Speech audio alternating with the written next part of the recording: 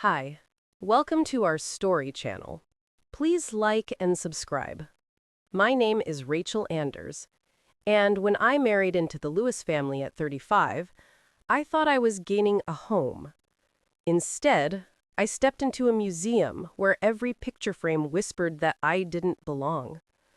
The house was grand, columns, polished floors, portraits of ancestors who looked as though they'd invented the concept of judgment. My husband Michael adored his parents. He'd grown up in those hallways of approval and disapproval and learned to keep his head down. I hadn't. On our first night there, while we were settling in until our new apartment was ready, his mother handed me a dust cloth. "Dinner's at 7," she said. "We don't do takeout." It wasn't a suggestion. That was the start of a pattern. Comments about proper wives, little sighs when I mentioned my job in digital marketing, reminders that real women didn't sit in front of computers all day. I learned to bite my tongue, but the cuts from silence sting longer than words.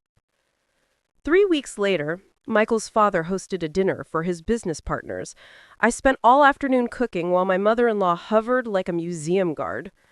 When the guests arrived, she made introductions that sliced cleanly. "This is Rachel," she said, smiling tightly. "Our son's wife. She's finding her place." The men laughed politely. Michael looked at his plate. I felt heat crawl up my neck. I smiled anyway, the kind of smile you use to survive a room. Later that night, after the dishes were washed and the guests had gone, I overheard her voice through the kitchen door. "She's not what I pictured for him," she said to her husband. "No upbringing, no refinement." I stood there, with my hands still wet from the sink water, realizing that no matter how clean I made their dishes, I'd never scrub my way into their hearts. The next morning, Michael left early for a business trip. His mother-in-law handed me a list of household responsibilities. "I thought this was temporary," I said carefully. "It's good practice. A woman should know how to care for her husband's home." That day, I cleaned the study, dusted the piano, and finally, in frustration, began sorting through old boxes shoved behind the bookshelf. One was labeled Taxes, Private.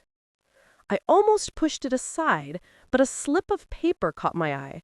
An unsigned loan agreement in his father's handwriting, naming an amount large enough to make my breath catch.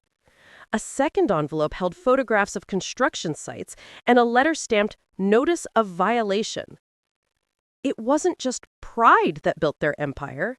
It was borrowed money and a scandal buried under charm. I closed the box slowly, heartbeat loud in the silence. For the first time since I stepped into that house, I wasn't afraid of them. They might own the walls, but now I knew what kept them standing. I wiped the dust from my hands and whispered, "So that's your secret." For a whole evening I kept glancing toward the study, half expecting someone to notice the box had been moved. No one did. At breakfast the next morning, my mother-in-law corrected how I poured coffee, while my father-in-law read the business section aloud as though nothing in his world could ever crack. But I couldn't unsee those documents. That night, I sat at the kitchen table with my laptop. A few searches confirmed what the letters hinted at. His construction firm had been fined twice for safety violations, and the loans were still active under a shell company. They'd built their pride on debt and denial. For the first time since moving in, I slept well. When Michael came home from his trip, I asked him to walk with me. We ended up in the backyard, autumn air cool on our faces. "Your parents have been kind to let us stay," I began carefully, "but it's time we moved out." He looked surprised. "Already? Mama's hoping you'd help redecorate." "I can't keep pretending I'm part of something that doesn't want me." He shifted uncomfortably. "You know how she is, traditional." "No," I said, steady now. "She's controlling. and I'm done being managed. For once, he didn't argue. Maybe he saw something in my face that told him I meant it.